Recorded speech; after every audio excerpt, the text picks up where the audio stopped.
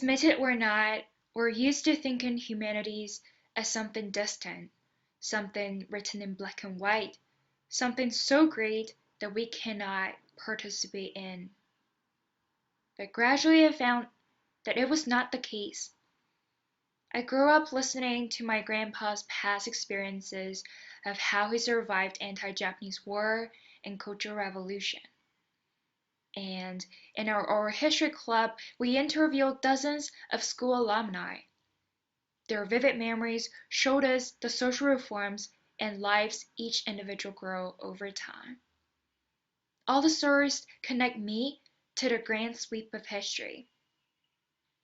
Then I listened to stories of the present. I remember once mistaking city gardeners for vandals illegally cutting down trees. And in our following conversations, I learned how they protected the semaphores that symbolize our city.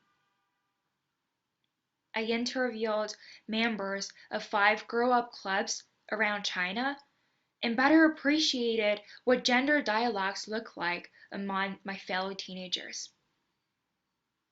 I interviewed takeout drivers and listened to their sharing of how they felt shackled by big tech, but at the same time enjoyed freedom and work flexibility. The magic of stories to me is to patiently listen, gradually understand, and meaningfully empathize. And through all of the process, humanities unfold as something more relatable, namely, the caprices of the greater world that all of us experience. But more importantly, I'm also a storyteller. I shared my grandpa's experiences with American teenagers in an exchange program, and they were all surprised to learn how some of the stories I tell contrasted with their textbooks. I also tell the stories of my hometown. Working in a local museum as a volunteer tour guide enabled me to share a war-torn period of time behind every single piece of porcelain. I shared my conversation with gay people all over the country, how simple love is and how difficult life can actually be.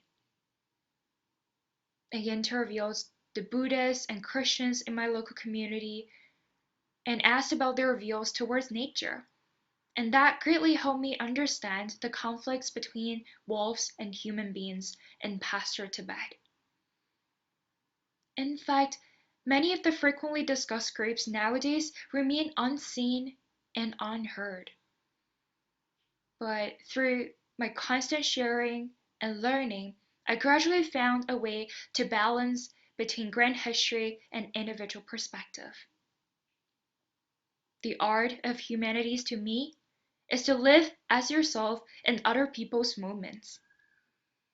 And in today's post-COVID era, we're all sorts of recorders of history and creators of the future to depict the stories of people, people with flesh and blood.